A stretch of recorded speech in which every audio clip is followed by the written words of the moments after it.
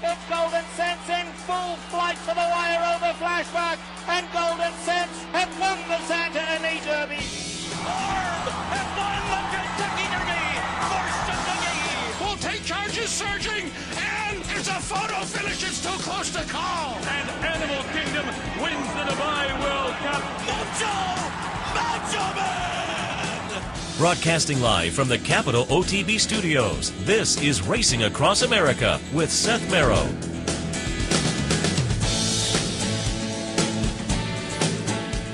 Good morning and welcome to Racing Across America for this Wednesday morning. A couple of days away from Oaks and Derby weekend, and we'll have plenty of discussion about that coming up a little bit later on. Jeremy Plonk, horseplayernow.com, Countdown to the Crown Night School. He'll join us. We'll talk a little Derby with him, certainly.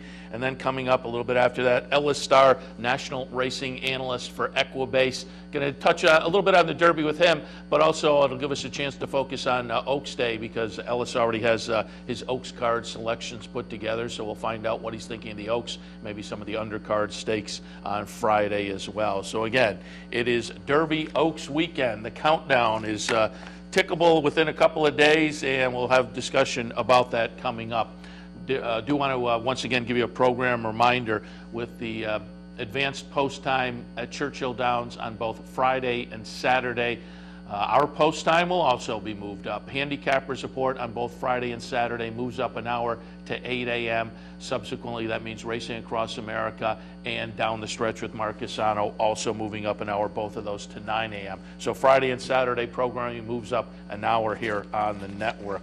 Do also want to alert you to Kentucky Derby Day down here at the Clubhouse Racebook. There is a Derby bet giveaway. If you come on down here, 711 Central Avenue in Albany, to the Clubhouse Racebook for Derby Day, 4 p.m., 5 names will be randomly drawn to win a $200 win, place, or show bet on the Kentucky Derby. Those 5 folks also get entered into the $1,000 Preakness Day bankroll. Another 45 people will get entered into that Preakness Day bankroll as well. So should be fun. If you come on down here to the Clubhouse Racebook, have a chance at that $200 win, place, or show bet. Do want to remind you that tomorrow night, right here at the Clubhouse Racebook, Thursday, May 1st, starting at 7 o'clock, it is the Kentucky Derby Seminar.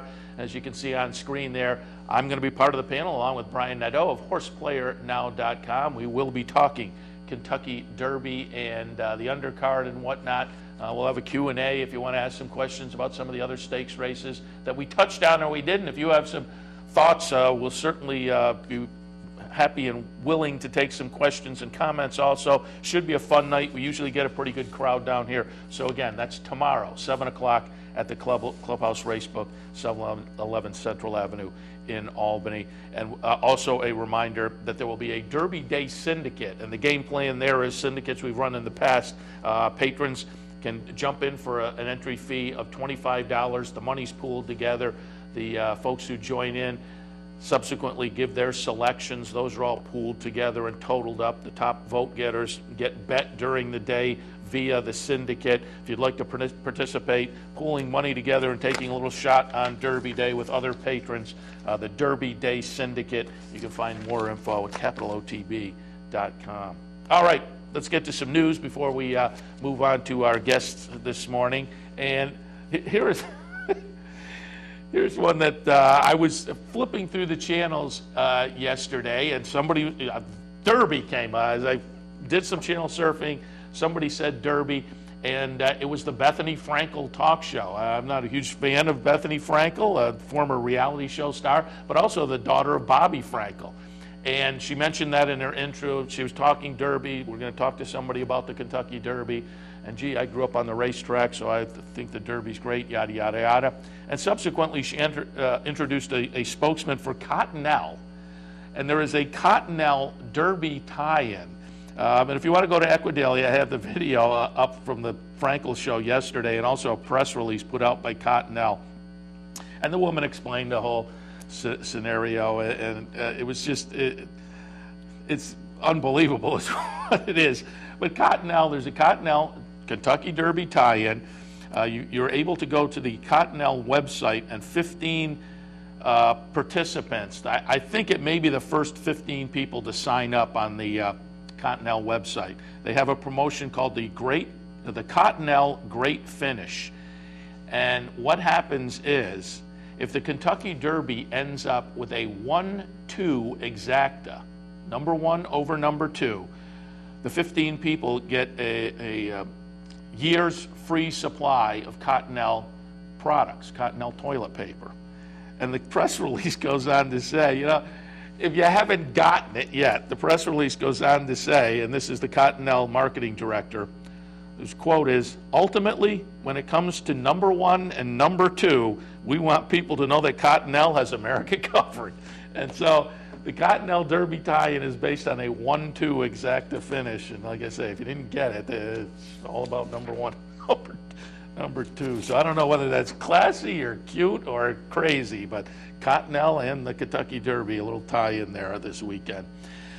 More interesting, and on another product side, but a tech side, that I think it's going to be fun to watch how these 4 jockeys do. But there was a story out on the internet yesterday that there's a company called Speed Silks that is now producing a new aerodynamic jockey silk. It is made with a fabric called Aero Dimplex. It's a form-fitting, body contouring jockey silk, but the fabric itself has dimples on it like a golf ball, and so the idea is to reduce the drag. 4 jockeys are going to be wearing these new silks in the Kentucky Derby. Opportunity and Mike Smith, Vickers in Trouble, Rosie Napravnik, She2 and Martin Garcia, and We Miss Artie with Javier Castellano. So it'll just be interesting to see how those 4 jocks do with the new Speed Silks. Again, Aero Dimplex material, loosely based on the principle you see with golf balls with the dimples. So as I say, those 4, and again, it will be Mike Smith, Rosie Napravnik, Martin Garcia, and Javier Castellano in the Derby with the new Space Age silks.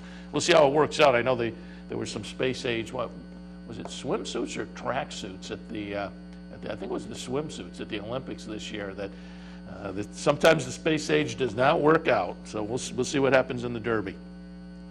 Article in the Courier Journal that Keeneland could be in the lead for the 2015 Breeders' Cup. And, you know, a lot of this is tied into, clearly they were chasing the Breeders' Cup when they made their move from synthetic to dirt when they announced that a while ago. And that obviously is going to play a role in this. Nobody has come out and specifically said, yeah, we're the front runner or they're the front runner, but there are rumblings in the background that it's actually nearly a done deal, that Keeneland will get it in 2015, and 2016 will be Del Mar, another track that has done some real revamping in a chase for the Breeders' Cup. Churchill, which would like to get it, and has seen it out in California for 3 seasons. Churchill, Vice President John Asher is quoted as saying, we hope it will come back here someday. Rick Porter, we talked about him on the Handicappers Report in the last hour, and I mentioned him yesterday as being a little bit upset with the seating policy for owners on Oaks and Derby weekend, and clearly he is very upset because this article quotes Rick Porter as saying, I wouldn't be surprised to see if the Breeders' Cup never comes back to Churchill Downs. I hope they never go back to Churchill Downs. So Rick Porter not happy with the situation where he wasn't getting complimentary seats for Oaks and Derby Day down there, venting in this article about the potential of the Breeders' Cup going to Keeneland, and then Del Mar, and again, keeping Churchill out of the mix over the next couple of years. But we'll see how this shakes out. Again, hasn't been officially confirmed, but it looks like things may be tilting towards Keeneland 2015, and then perhaps Del Mar in 2016 as far as the Breeders' Cup is concerned. Notable jockey change coming into this weekend. Will Take Charge, who will be running in the Ali Sheba on Friday. He'll be ridden by Gary Stevens. Gary Stevens replacing Luis Saez. Luis Saez has been on board now for a few of the wins in the career of Will Take Charge, including with the Travers Pennsylvania Derby, the Clark. Wayne Lucas said no knock on Luis Saez. He's quoted as saying in the Daily Racing Forum article that we're looking at the big picture top to bottom, and as we go along these grade ones, they'll get a little more difficult. Also, they're looking at the Breeders' Cup, and Wayne Lucas says Gary knows every grit of sand there, meaning Santa Anita. Nothing against Louis, but I thought Gary would be a natural fit. So Gary Stevens hopping on board will take charge this weekend, and it looks like for the foreseeable future, barring any mishaps or missteps in the upcoming race on Friday. But that was interesting, a jockey switch of note on one of the big horses in the handicap division. This was also interesting. Carlo Vaccarezza has pulled Little Mike from the Woodford Reserve Turf Classic on the weekend because he was upset with the rules down in Kentucky that allow for out-of-competition drug testing. And that's something that I support, I think fans support. I was under the impression that horsemen were okay with it. Vaccarezza, if you don't remember, took over the training of Little Mike from Dale Romans after the horse finished 9th in the Hong Kong Cup at Sha Tin back in December. It was portrayed then as a friendly decision. Vaccarezza was the owner, and Dale Romans was impressed enough with his knowledge about the horses and whatnot that at some point he said, hey, why don't you train the horse yourself? And as I say, it was portrayed as a friendly decision because Vaccarezza was, I guess, a hands-on kind of guy, and Dale Romans at that point wasn't taking any exception to it. Vaccarezza took over the training of Little Mike. But there's a story in the Racing Forum and by Matt Hegarty, and you can pick it up. It says the Kentucky officials went to, there was a random selection. Little Mike was selected for an out-of-competition blood test, and they showed up at the barn, and they talked to Vaccarezza via phone as a courtesy, and didn't seem to be much pushback at that point. But subsequently, Vaccarezza became upset. There's also an issue with licensing down there because he said Kentucky is requiring him to pass the state trainer's test to obtain his license, although he is licensed in Florida. The Racing Forum article also says he has been refused an owner's license in New York in the past, so there were some question marks there. But I just found it kind of interesting. It seemed like he was being upset by Kentucky enforcing rules that are in effect and are really the same for everybody. So we'll see how this plays out with Little Mike going forward. But as it stands right now, Little Mike out of the Woodford Reserve Turf Classic, where certainly he would have been one of the horses that would have taken plenty of action in there. And just as we head to the break, let me go through and pull up a couple of the stories that stood out over the past day. One of those being Rosie Napravnik has been suspended 4 days for her disqualification in the Derby trial on Saturday night, opening night at Churchill Downs on Bayern. I said I thought the DQ was warranted. There was some hurting going on there as Bayern drifted out in the stretch under left-handed urging by Rosie. And again, she'll get a 4-day suspension, but it won't stop till after the Derby. And it was interesting, would have received a 3-day suspension, but the fact that they were letting her ride on Derby Day, they upped it to 4 days. So Rosie Napravnik will get a 4-day suspension. And I also wanted to mention, because we talked about it earlier in the week, we've been talking about it for a couple of weeks, in fact. Fairgrounds, certainly their meet caused some consternation among fans and horsemen. That came to a head a few days ago when the Louisiana Racing Commission met to discuss a 10-year license renewal for Churchill Downs, the owner-operator of Fairgrounds. That was tabled until yesterday, and they had some input from the Churchill folks. Subsequently yesterday, the Louisiana Racing Commission granted Churchill Downs a 1-year conditional license. So they've just got the license. They were seeking a 10-year license, just a 1-year license, and again, it is conditional. Some of the racing commissioners addressing the Churchill folks and looking for some changes being made over the next season, and the Churchill folks, in fact, putting out a list of improvements and changes they will make, including the turf course, customer service, marketing, and the facilities.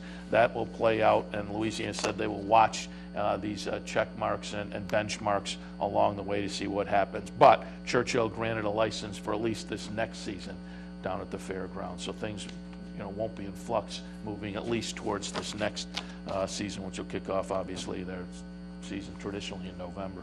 Well, perhaps I was going to say October. They have done it, but I think they're back to the November schedule now. All right, we'll head to our first break. When we come back, it will be Jeremy Plonk, HorsePlayerNow.com, and Countdown to the Crown. We've been talking 3-year-olds with them all year, and now we hit the big race, the Derby. Jeremy Plonk, right after this. Missed one of our TV shows? No worries. Now you can catch all your favorite programs online. Simply log on to CapitalOTB.com and click on the YouTube link at the bottom of the homepage. And look for our new podcast coming soon. CapitalOTB.com. Log on today. The Capital OTB Handicapping Challenge Series is back. That's right. The 2014 Capital OTB Handicapping Challenge Series is back, and it's your chance to win thousands in cash and prizes, and a seat at the 2015 Handicapping Championship in Las Vegas. This month's contest is the Triple Threat on May 10th. So sign up today, online at CapitalOTB.com, or stop in at the Clubhouse Racebook. The future of online betting is here, and only at the all-new CapitalOTBBet.com. With a newly designed and engineered internet wagering platform, enhanced video streaming, additional funding options, and 3 new individual wagering opportunities, CapitalOTBBet.com delivers a state-of-the-art wagering experience found nowhere else in horse racing. Combine that with our all-new mobile website. You have 2 of the most powerful, innovative, and advanced wagering platforms available today. CapitalOTBBet.com. Log on today. It's called the fastest 2 minutes in sports, and the tradition continues Saturday, May 3rd with the 140th running of the Kentucky Derby. If you can't make it to the Clubhouse Racebook in Albany, you can still be a part of the action by visiting one of our many Easy Bet or branch locations conveniently located throughout upstate New York. For a complete list of our Easy Bet and branch locations, log on to CapitalOTB.com. Capital OTB and CapitalOTBBet.com. The most convenient ways to wager on all the Triple Crown races. I'm Anthony Mormino. Join me weekdays at 9 for the Handicappers Report. We'll handicap the top tracks across the country and help you prepare for the day in racing. That's the Handicappers Report, weekdays at 9, only on the OTB TV network. This is Racing Across America with Seth Merrow.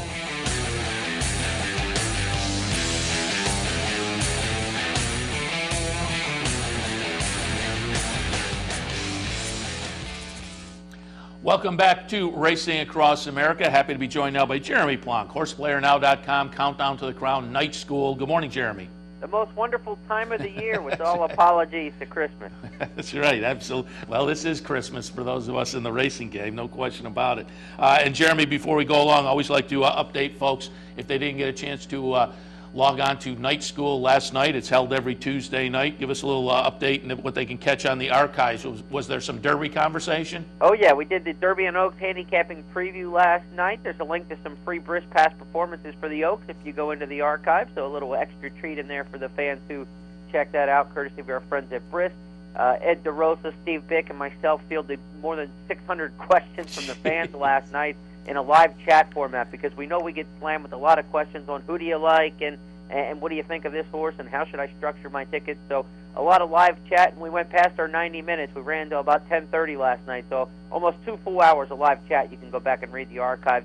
A lot of good information in there, and also a lot of handicapping reports that we got from 6 or 7 handicappers around the country in different regions, recorded segments that you can listen to and play back. John White from Santa Anita has an in-depth look at the West Coast horses who were so important this year and things like that. Michael Baychuk, the former NHC champion, is on there on tape as well. So a lot of good stuff in last night's Night School as we prepare for the big ones on Friday and Saturday. Very good. And folks can pick that up via the archive. Also give us a little update over the next few days. What kind of Derby doings will be happening at HorsePlayerNow.com? Well, our May issue of Horse Player Now magazine, which launched just last month, so it's our second issue ever, will be out tonight, about an hour after the post-position draw. You can go to HorsePlayerNow.com and get a link to that. If you're on our email list, we'll send it to you with the link to it as well. We're going to hold off on a couple pages just to make sure something crazy doesn't happen today or in the post-position draw a little bit later that would adjust some of our final selections. The Derby edition of Countdown to the Crown will be inserted in the magazine. It's the feature that we're using for handicapping and the horses for the Kentucky Derby. So you'll get my complete rundown of all the horses, 20-1, and how I see the Derby this year in tonight's issue. Again, that magazine will be free. You can download it online, check it out on your handheld devices, on your PC, And there's also a printable link to it, so if you want to print some of it out. I like it. All right. And let's get into some of the racing action now. Before we look forward to the Kentucky Derby, I just wanted to go back because obviously all year long we've been talking about the 3-year-olds with you. The last few weeks, some of those may not be aimed at the Kentucky Derby, but may show up in some other important 3-year-old races on the calendar, and that is the case going back to Saturday night at Churchill Downs and the Derby trial. Although, surprisingly, given the way things shook out over the last few days leading up to that, Bayern actually had a shot to get into the Kentucky Derby based on a win there and earnings and whatnot, but he winds up getting DQ'd. We'll watch the stretch run here, get your opinion of what was really a thrilling opening night feature at Churchill Downs. We'll watch number 1 Bayern come under the wire first under Rosie Napravnik, but as we see in the stretch, she's left-handed whipping and will kind of come out and do a little herding of the number 6 horse Embellishing Bob. Myositis Dan, the number 10 horse, will finish third in here. All 3 of them right under the wire in good fashion. As I said, it was a thrilling event. Eventually, the stewards did take down Bayern and place that one second. I thought it was warranted, but what were your thoughts on the Derby trial? Yeah, I think because the finish was so close and there was no separation there, and, you expected Bayern to do a little bit more than that and put that field away. So he was in a bad neighborhood on his own doing. He should have put the field away, and then, drifting out, I think that's going to be one that'll probably end up getting Rosie a couple days. They'll be able to appeal it past the Triple Crown races for sure and ride the big stakes as they always can. But they've already come out with that. She's got 4 days, but she'll serve them right after the Derby. There you go. Yeah. So that's typically how it works in this game, and you're able to, appeal that process. A good call, and a horse who just simply hasn't been quite what people thought after the first 2 races. I don't think it's any kind of statement on the East or the West or anything along those lines. I mean, here we're knocking a horse who ran third in the Arkansas Derby and won the Derby trial and got DQ'd, but he's not a superstar at this point. This could be a very good Haskell horse by summertime, though, and I think that's the kind of race that Baffert, really targets with his fast and speedy 3-year-old, and this horse would definitely fit in that category. Probably got a little bit something wrong with him, obviously, because, he hasn't raced that often. He missed the race leading up to the Santa Anita Derby, so they ended up going to Oaklawn instead. And then in this race, anytime a horse is getting out, there's usually something, a reason behind it. It's not just jockey error. So, this is probably a situation where Bayern's got some dings and things along those lines. If Baffert can get him good, by August, he'll be a horse for the Haskell. And behind Bayern, or actually after they were done, in front of Bayern, Embellishing Bob, I think, that's a lightly raced 3-year-old who I think might have a little bit of a future. I tell you, the running 6th, I was a little disappointed in Zito's Spot, who I thought might be interesting on Saturday night. Yeah, a couple of those horses in the back, just didn't bring much. Matador was the same way. I thought he would come with a little bit of a run, and the race just kind of laid out the way that it laid out. Myositis Dan made a little bit of a move, but they kind of held their way, and the Embellishing Bob is untested at the biggest levels in distances so far, but he'll probably get a shot. And that Matt Wynn race that they have at Churchill tomorrow on the 16th on the Stephen Foster undercard would make a lot of sense for a horse like that, making the 2-turn stretch out off the Derby trial. All right, let's shift our attention now to the Derby on the weekend. We'll look at some of the preps that led up to it and base our comments using those to branch out on some of these horses. And first up, Jeremy, I'm going to take a look at the Santa Anita Derby because there are 3 horses, 1, 2, 3 under the wire in here that you have 1, 2, 3 on your Courier Journal Derby media poll from this past Sunday. It's California Chrome, Opportunity, and Candy Boy. Again, running 1, 2, 3 under the wire at Santa Anita, and 1, 2, 3 on your list. So I'm assuming you thought that Southern California path to the Kentucky Derby was fairly strong this year. And again, while we talk, we'll watch the stretch run. It will be number 5 California Chrome, absolutely impressing in the Santa Anita Derby. Number 3 Opportunity running second, number 6 Candy Boy running third. What are your thoughts? Well, the case for California Chrome is a pretty obvious one. He's won 4 straight races by 5 or more lengths, and as I teased you last week that I'd have a stat and countdown for you, no horse in the history of past performances in the Kentucky Derby has come into the race with 4 straight wins by 5 or more lengths. I've got PPs going back to 1906, and it's never been done. And you think of all the legends who have raced in the Kentucky Derby, much less won it. It's quite an impressive prep feat. And all 4 of those races just happened to be in 2-turn stakes races, a couple of them graded. So it's not like he's been blowing out chump change competition. The real kicker for me on the West Coast is when Opportunity went and won the Rebels. And so that gave a good regional play of how good the West was. Then Kobe's back went to the East, and I thought he ran a winning race in the sprint race on the Wood undercard as well, to show that the West Coast horses can play moving to the East. Bayern wins the Derby Trial, disqualified, but wasn't as dominant as we thought he would be. California Chrome, there's been no questions about his dominance, so he's been extremely good. The question with him becomes, how long can he keep up at this pace? He started a week before last year's Kentucky Derby with his career. He's been at it ever since. 10 starts. A Derby winner hasn't had that many starts since Charismatic back in 1999.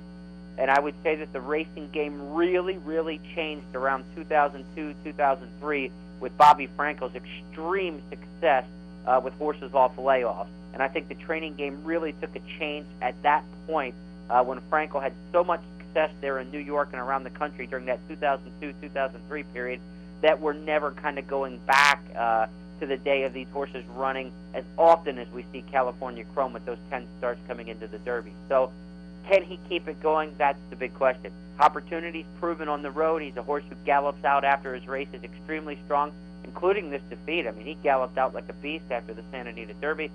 All the clockers at Churchill and everybody who's watched him train say he's doing exceptionally well. So you expect Opportunity to move forward. Candy Boy is number 3 on that finish in the Santa Anita Derby, and he's a horse I had ranked number 1 in the country for 8 weeks this spring. I've always thought a lot of him, but I was looking at it very open-mindedly going into his last work at Churchill Downs. I was ready to throw him out completely if he didn't work well. The third in the Santa Anita Derby was listless. He was up too close to the pace. Now Sadler's talking about taking him back off the pace. Gary Stevens admits that's the best way to ride him. And I think you're going to see a rebound from Candy Boy because he has trained very, very well at Churchill Downs. So the excuse for the last race is obviously 2 months off before the Santa Anita Derby and too close to the pace. If you liked him before, you're going to get probably 3 times the price you would have a month ago. Yeah, Candy Boy to me is a little bit interesting on the what have you done for me lately scenario, which allows people to overlook some horses and get some value. And so I'm going to be interested to see what he goes off at in the Derby. I agree with you. I think there definitely will be some value there, though. But there's a look at the California horses, again, who you have right up at the top of your list. Let's move on and go to New York. Most recently on the Derby Trail was the Wood Memorial. We will watch the number 2, Wicked Strong, get it done in here for Jimmy Jerkins. Looked like this one, maybe just a negative horse for a course down at Gulfstream. Certainly validated what we had seen a little earlier in the career in the Wood Memorial. Number 8, Samrat, finishes 2nd. Number 11, Social Inclusion, 3rd. I said you had California Chrome, Opportunity, Candy Boy, 1, 2, 3. Number 4 on your Courier Journal poll list is Wicked Strong. He's risen, that is really just all you can say. He's developed at the right time. He's come along. The Wood was a strong performance. I think it was probably a better Wood race than we've seen in recent years. Maybe going back to Escandarea, a couple of those kind of horses. But I think it's better than the Verrazano Normandy Invasion group from last year. I think this was a more truer distance kind of group. So Wicked Strong's victory, I think, was a good one in the Wood. I think it's a chance to get that race back on the beam. It's been a decade since the Woods had a horse in the top 3 in the Derby. And I think Wicked Strong gives the race a very good chance to light the board.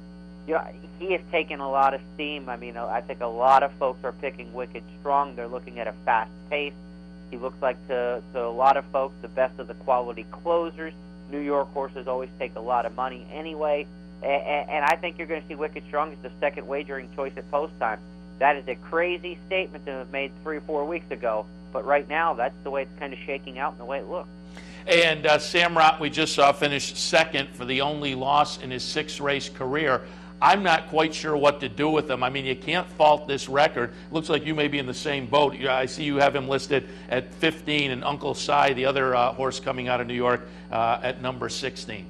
It's not a disrespect to those 2 horses on paper, because if they run this race on paper, they're better than that. They're better than most of these contenders. The 2 reasons I dropped those horses for, first off, Uncle Si, I don't like the addition of blinkers going into the Kentucky Derby. I think that's a bit of a desperate move. Blinkers on in the Derby rarely ever works. You can go back last year and see Palace Malice, but that was an extreme case of it. But typically blinkers on in the Derby is not a good move. So I think Gary Contessa is trying to find something at the wrong time, and that's why I dropped Uncle Si. As for Samrat, if you don't read the newspaper and you just look at the past performances, you've got to have him 5, 6, 7 kind of in that category if you think Wicked Strong's number 4. However, what I really don't like is after the Wood Memorial, he was sent down for 3 days of hyperbaric chamber treatment at Fair Hill. There's only 2 reasons you do that: to speed the recovery process, or the horse has an issue that you're trying to, heal quicker. And so he either came out of the race needing to rebound faster in order to make it to the Derby, in Rick Violet's opinion, or he's got an underlying infection or injury or something along those lines that they're trying to heal a little faster. Neither one is a good sign. We know when Orb went to that hyperbaric chamber last year, that was so not like Shug McGahee that something had to kind of be a little bit of a miss, and Orb never got it back. So I'm not quite sure that 4 weeks between races with a couple days at the hyperbaric chamber, and Violet should be kind of, dancing to get to Kentucky. I mean, he's a guy who's a representative of the horse racing industry, for the trainers, part of their national body group. His first real major Kentucky Derby threat in a long time, only the second of his career. You'd think he wanted to get to Churchill Downs early.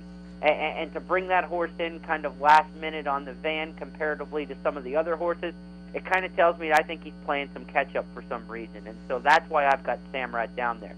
Maybe you read too much into things and I'm overanalyzing that, but I think with 20 horses, with so many different horses coming from different parts of the country, you've got to make your decision somewhere. So I'm kind of taking a news strike against Samrat. On paper, though, I wouldn't argue with anybody who says he stacked up very high.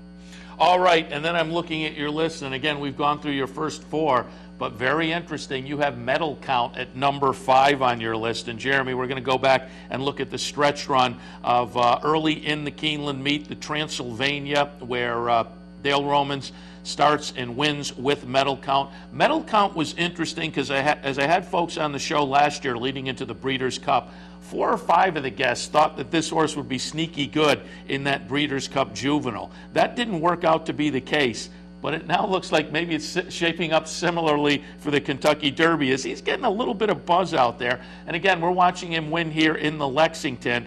That then forced the hand of Dale Romans to say, you know what, we'll come back a week later in the Bluegrass and see if we can get enough points to get into the Kentucky Derby. Running second in the Bluegrass, they subsequently did guarantee themselves a place in the starting gate. But both of those most recent races over the synthetic, obviously, at Keeneland, that's going to be the question mark. But looking at your list, having him at number 5, you think he's interesting?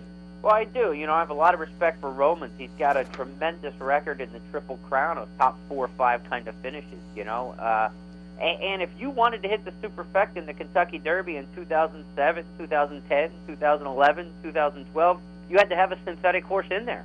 In the synthetic era, we're talking about more than half of the years in the Derby, there is a synthetic horse in the top 4 in the Derby. If not, we've seen him in the Exacta with the hard spuns and the Street Sense in Animal Kingdom. So those races need to be respected a little bit because they're a mile and an eighth. They're on top of the Derby, and I think a horse who's really good 3 weeks out from the Derby can maintain that form. A horse who's really good 6 weeks out from the Derby, you start to wonder a little bit, are they able to keep the form going? So I think there's some validity to why some of the synthetic horses have done a little bit better, and others simply have just been turf and synthetic horses, and that could be the case.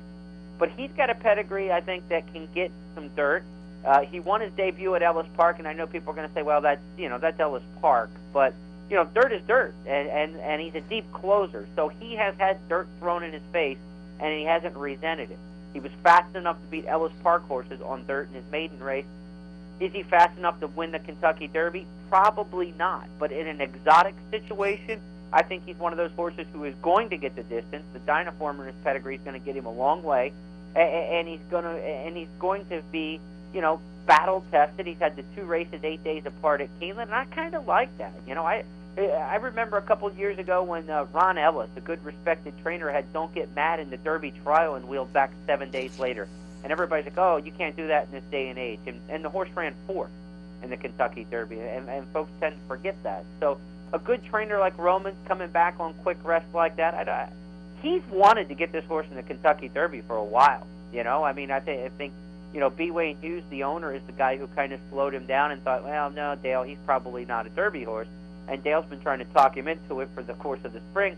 Now they're there, and we'll see what he can do. Folks sure like the way he's training. All the reports coming out of Churchill Downs is that he's doing extremely well. So I don't think Metal Count can win the Kentucky Derby unless the pace completely melts down, and he's kind of, he's not mind that bird or Giacomo in terms of being 50-1. But he needs the race to come back to him like it did for those horses.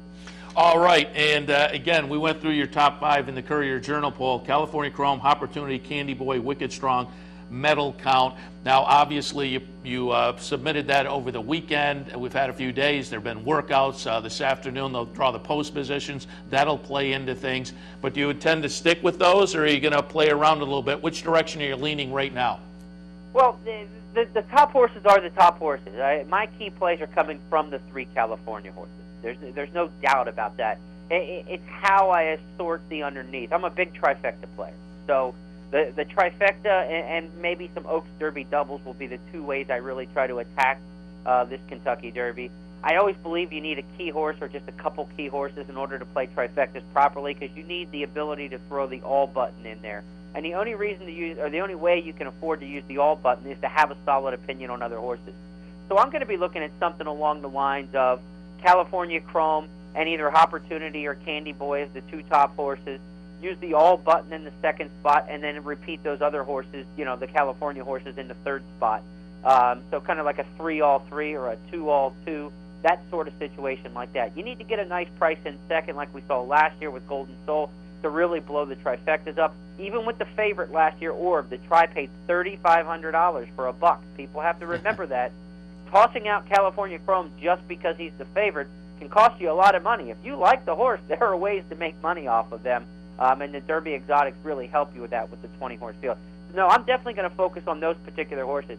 I will say this, that Danza I'm warming up to, and I'm also warming up to Dance with Fate a lot more than I did a couple weeks ago. I really like the way Dance with Fate looked on the track watching HRTV yesterday.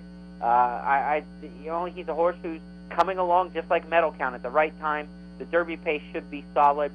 Can Dance with Fate win the Derby? No, I don't think so, but I think he's an underneath horse. And like Metal Count, he's kind of moving up in my mind. I wouldn't rank him as one of the absolute best 3-year-olds, but I think he's getting the right situation on Saturday. So Dance with Fate, Danza, or other horses, that may not be in the top 4 or 5 on a list, but if you're playing underneath in the exotics, you want to use those. Well, I got Danza in my mix, and I had John White on a few days ago, and he's a Dance with Fate guy, so you've got a couple of horses that have been mentioned here recently. Jeremy, you only got about a minute left, but before we move along, just wonder if you have any thoughts on the Oaks. Obviously, Untappable being put in the outside post position, number 13, that's perhaps a little bit of a knock, but I still think justified at the 4-5 morning line. Think anybody can beat Untappable? Not unless she comes back. I mean, because I think the second best filly in the race for Friday is the one she just beat pretty easily at Fairgrounds, and that's Unbridled Forever. She's the daughter of Lemons Forever, an Oaks winner. I think she's coming into the race well, and there'll be a pretty good race shape for those come from behind her, I think, in the Kentucky Oaks. So, for Unbridled Forever to turn the tables on Untappable, there's a lot to make up there. So you almost think one needs to move forward 3 or 4 lengths, and the other one needs to move back 3 or 4 lengths, whether that's trip, post, or whatever, or regression in Untappable that would make her come back those lengths. That's what you're going to need to happen. I like my Miss Sophia a lot. I think she's a really talented horse. My daughter's named Sophia, so the house will be screaming for her. However, at the same time, I think there's just too much early pace in the Oaks for my Miss Sophia to fend off all those challenges and win at 9 furlongs. So it should come back to Untappable, and if she doesn't run her race, then I think Unbridled Forever could be the upsetter. All right, and one more time before we let you go, just remind people, Countdown to the Crown and Horse Player Now, Derby info, when and where. You'll be able to get it early. Typically, Countdown comes out on Friday, but you're going to be able to get it tonight, about an hour or 2 after the draw. Go to horseplayernow.com or horseplayernow.com or countdowntothecrown.com, and it's going to be inserted in the May issue of Horse Player Now magazine, which comes out later tonight. So you'll get it about an hour after the draw. We can make any last-minute decisions if need be. Excellent. Jeremy, as always, we appreciate the visit. We've been talking 3-year-olds and waiting for this weekend all year long. It wraps up. Again, we'll tell people to go to horseplayernow.com and get those final thoughts a little bit later on this evening. But good luck. We'll talk to you for a recap next week. Sounds good, and good luck to you, Seth. Take care. Thanks a lot. Jeremy Plonk. We'll take our next break. When we come back, Ellis Starr, national racing analyst from Equibase, right after this. This is Racing Across America with Seth Merrow.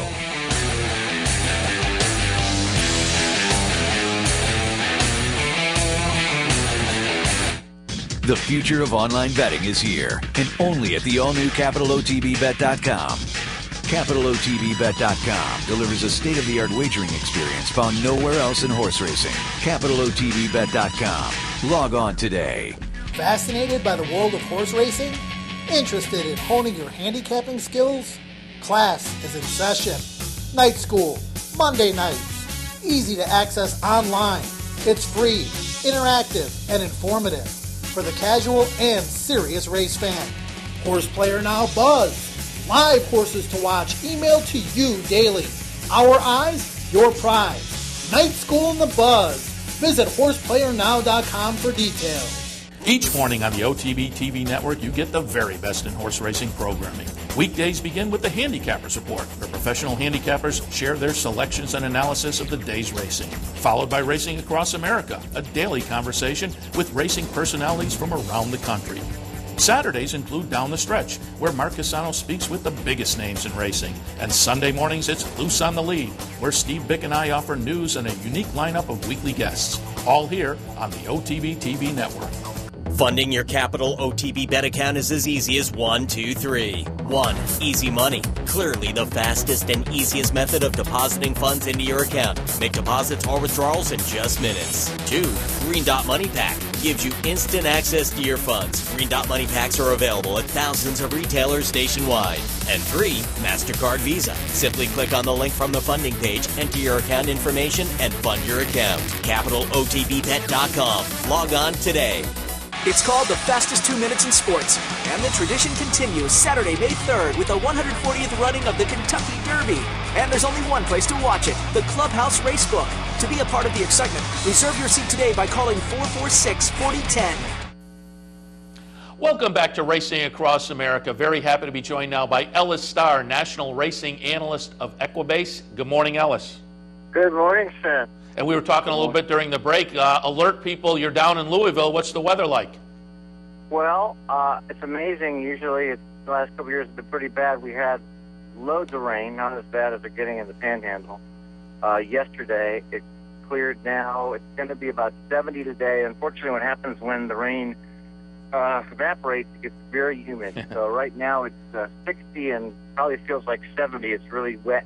But it's going to be almost 70 today, 60 the next couple, and right now somebody told me it's going to be 72 and sunny on Derby Day. Nice, nice. That's what we like, because you like the track fair, you like the weather good, and we know we get a legit winner that day, not only in the Derby, but in all the stakes action over a couple of really good days of racing. And we'll touch on some of that over the next few minutes. But Ellis, before we get into looking at the weekend, we had you on, about 2-3 weeks ago now, in the lead up to the Illinois Derby. That was the feature race of the day on the Equibase website. So if folks wanted to go over, they could have got your selections.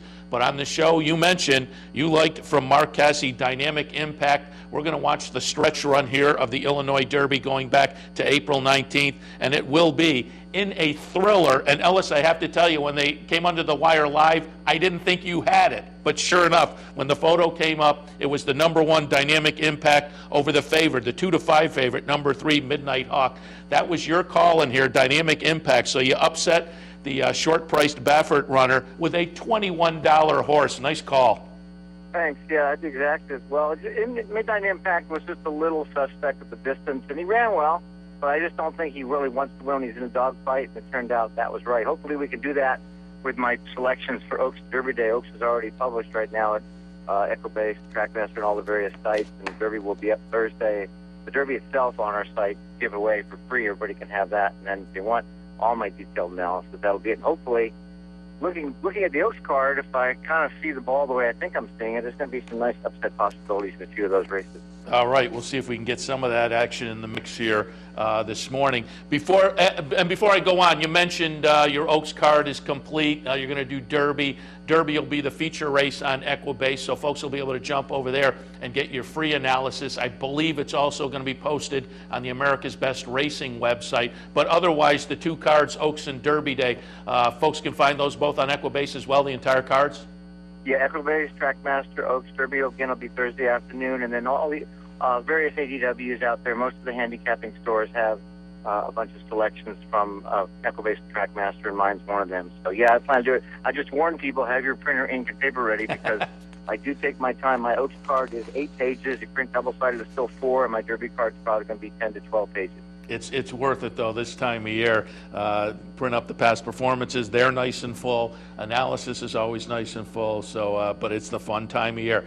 Ellis, before we move on to the Oaks, and we'll get some of your thoughts on that Oaks card and another one of the undercard stakes, just want to touch on, obviously, we still have to get post positions drawn later this afternoon, so that'll juggle things up. But I just wanted maybe some of your early thoughts and where you might be leaning in the Kentucky Derby. And while we talk, I just pulled up the Louisiana Derby. I wanted to show people this one because the horse that I'm leaning towards is in here, the number 1, Intense Holiday. We're going to watch the stretch run of the Louisiana Derby. Number 6, Vickers in Trouble, will win, but that second place finish by Intense Holiday may help our odds on Saturday. I'm tilting in that direction. A lot of folks think kind of a Wise Guy horse might be the horse that finishes 3rd in here, the number 7, Commanding Curve. Give me, again, some ideas of maybe this race, if anything strikes your fancy, but just overall what direction you're leaning in for the Derby.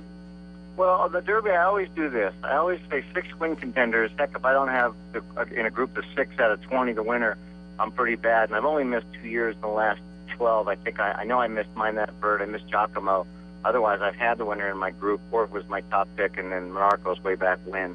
But in this year, of course, California Chrome, they got to go through him. He's the fastest, and he actually is probably the most dedicated alpha-type horse that likes to win.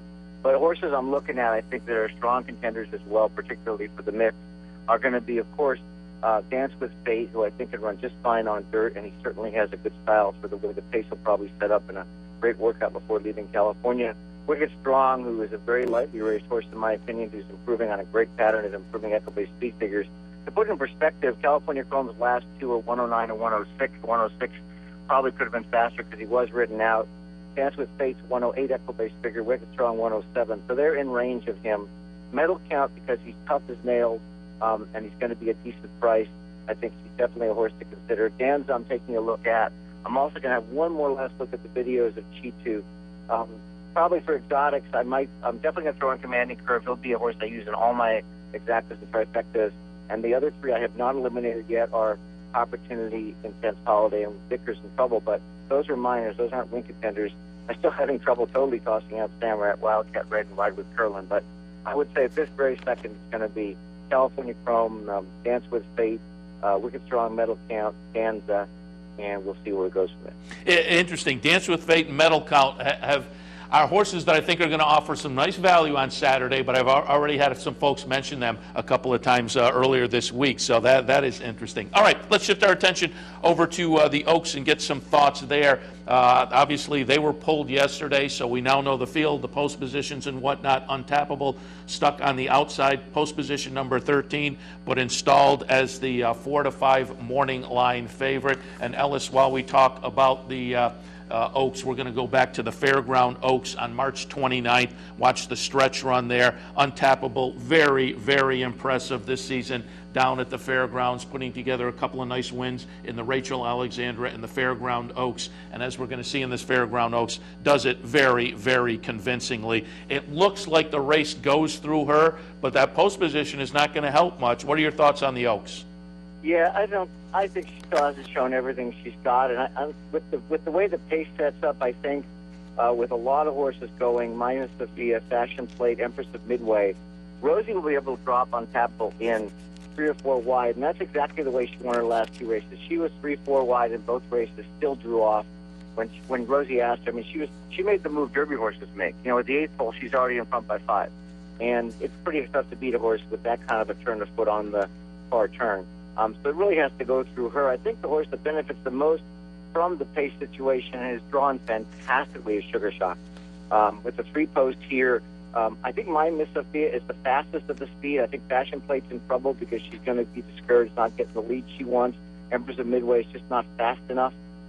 Unbridled Forever may also press the pace setters, and that really puts Sugar Shock in a great spot. So if I was to pick a horse to upset, and this is on my detailed analysis, which is about a page and a half with lots of exact and trifecta plays, one would be to key Untappable on top of Sugar Shock, My Miss Sophia, Got Lucky, Rosalind, and Kiss Mom, the Got Lucky and Rosalind, the deep closers. That would be certainly a way to play it. The other would be just to play a exacta box of My Miss Sophia, Sugar Shock, and Untappable, because My Miss Sophia could clear and really play Plum Pretty with this field, even though Plum Pretty didn't actually go wire to wire. I still recall it as she did. She's the only one that's gone 9 furlongs. She's got the same last race Equibase speed figure of 109 as Untappable. Again, Untappable probably could have gone faster, but My Miss Sophia was pretty tough. So those are the three I think that are really going to lead the field here. And then coming from way back, Got Lucky and Rosalind, who may actually be able to win the race if I'm wrong about the pace and Fashion Plate and Empress Midway decide to take My Miss Sophia on early and they go 46 flat. Yeah, I think it's a really fun field. And again, Untappable was so convincing down there in Fairgrounds, it goes through her. But the outside post position maybe throws a little bit of a question mark in there. And I'm with you. I think there's some interesting horses. And the one that I find most interesting is Sugar Shock. I like horses this time of year coming from Oaklawn to begin with. And I think her 2 races down there most recently, the 2 stakes efforts were very nice, very gutsy wins. At least wins first under the finish line, was DQ'd 2 starts back. But Sugar Shock also interesting to me. All right, let's move on to undercard on Oaks Day. We've been talking, and I'm sure we've talked about it with you over the past few months. The handicap division this year is just a lot of fun. And on Friday at Churchill Downs, Grade 2 event for 4-year-olds and up will be the $300,000 Ali Sheba at 1 1/16. Notable in here is Will Take Charge, and I mentioned it earlier on the show. Will Take Charge picks up Gary Stevens in the saddle for this race. My Loot, who got the season off to a successful debut in an optional claimer down at Fairgrounds and showed some nice potential last year as a 3-year-old Golden Ticket, who of course folks up here remember as the dead heater in the Travers Stakes. Normandy Invasion, barring Rick Porter's trouble with his seats, is going to run in the race, and certainly off the last couple of efforts looks very good as a 4-year-old. And Braidster is a horse that I liked a little bit last year. I was disappointed by his start in the New Orleans handicap, but again, he's a little bit interesting to me as well. And Ellis, as we talk, we are going to pull up the New Orleans handicap from March 29th. We're going to watch Palace Malice win, but Normandy Invasion will run second. And again, he comes off a seasonal debut, which was a nice optional claiming win down at Gulfstream, followed up by this second-place finish. I think he's a contender in this older division this year, but probably has to step it up off of this effort a little bit, obviously going against Will Take Charge. But I know we talked in the break, and you said you thought you might have a clever idea in here. Yeah, this is one of my best betting races on the cards, and again, my full analysis contains all the exotic opportunities, but I'm going to take a shot with Moonshine Mullins here. This is a 6-year-old. I don't know what got into him his last 3 races, Seth, but he has just exploded. 3 lengths, 5 lengths, on the pace, off the pace, doesn't matter. People that look at his PPs and see he's running in $40,000, $80,000 claimers, forget something, and I had to go back and look it up because I remembered his name. This horse ran second to Jim Dandy in 2011. Ran a big race. He also won a stake as a 2-year-old at 9 furlongs. This is a horse with some severe back class, and he's back feeling his oats here. The 117 Equibase speed figure is better than everything pretty much except the Dawn handicap. Will Take Charge Dawn in his last year's Breeders' Cup Classic runner-up effort. He's on an improving pattern. I don't know that he can run a new top as a 6-year-old, but with Burrell in the rail, I think this horse is so dangerous, and I'm making Moonshine Mullins my top pick. Another newly turned 4-year-old, Moonshine Mullins, the 6, I said, is Peeling Tail. And he's got dangerous speed chipping out of California for Peter Miller. He could be in the mix. Will Take Charge, of course, has to be considered as the Normandy Invasion. So boxing 4 horses, hoping the 2 long shots come in first or second, or at least break up the 2 favorites is the way to go here. Moonshine Mullins, the 1, and Peeling Tail will be 8. Will Take Charge, Normally Invasion. No knocks at Will Take Charge, Normally Invasion, but we've seen Will Take Charge be susceptible to a horse that likes to lead, like Game On Dude, like Lee. He certainly could win with his best effort, and also Appealing Tail is another horse that might lead. I could see Appealing Tail and Moonshine Mullins going 1-2 here, and maybe, like I say, one of the other two good horses, Normally Invasion and Will Take Charge, splitting them. But I'm going to make a nice win bet on Moonshine Mullins here in case I'm right. I like it, and I'm looking at DRF stats. You were talking about Equibase numbers and good numbers he fired there, but in the racing form, there are obviously buyer numbers, and he has the best last race buyer as well. And so this could be a horse that, as you say, just getting really good at the right time. Yeah, you never know. I mean, you can't. You know, I always say when you get an undefeated horse, you can't argue with that. And he's not undefeated, but he's won 3 in a row. Every one more powerful than the rest. And he's got the guy that really owns the track, and he's going to get the rail with speed, or at least set off the pace here. Burrell can do whatever he wants with the horse, and he was, as I said, he was next to Jim Dandy. You know, so he was a very good horse back when he was a 3-year-old. I like it. All right, Ellis, we certainly appreciate the visit, again, live from Churchill Downs. Certainly enjoy the weekend. Cash some tickets. That's what it's all about. And again, we'll remind people they can find your full Oaks and Derby cards at Equibase and various other spots on the internet. The Derby itself will be the free race over the weekend on Equibase. Also, as I say, over at America's Best Racing. Ellis, again, we appreciate the visit. Good luck this weekend. Thanks so much, Seth. Everybody go make some money. It's the best weekend to make some money this year so far. Absolutely. Ellis Starr, National Racing Analyst for Equibase. That brings us to the end of the program. A little earlier on, we had Jeremy Plonk, HorsePlayerNow.com, Countdown to the Crown, Night School.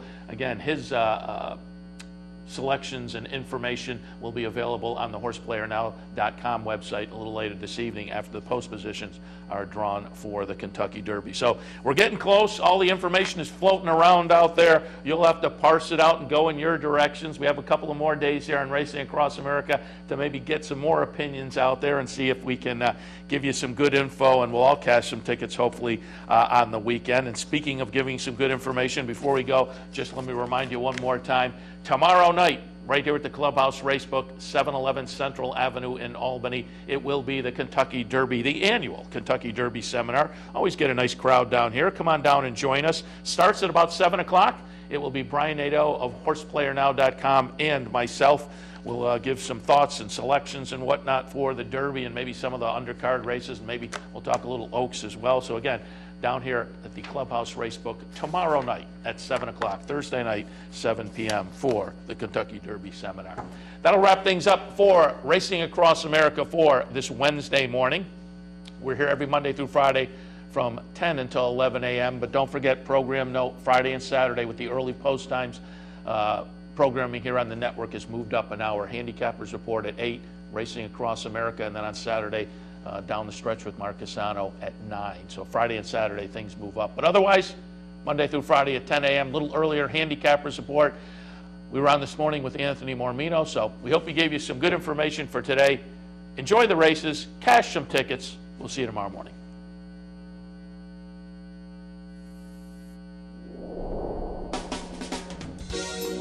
You're watching OTB TV, a service of Capital Off Track Betting.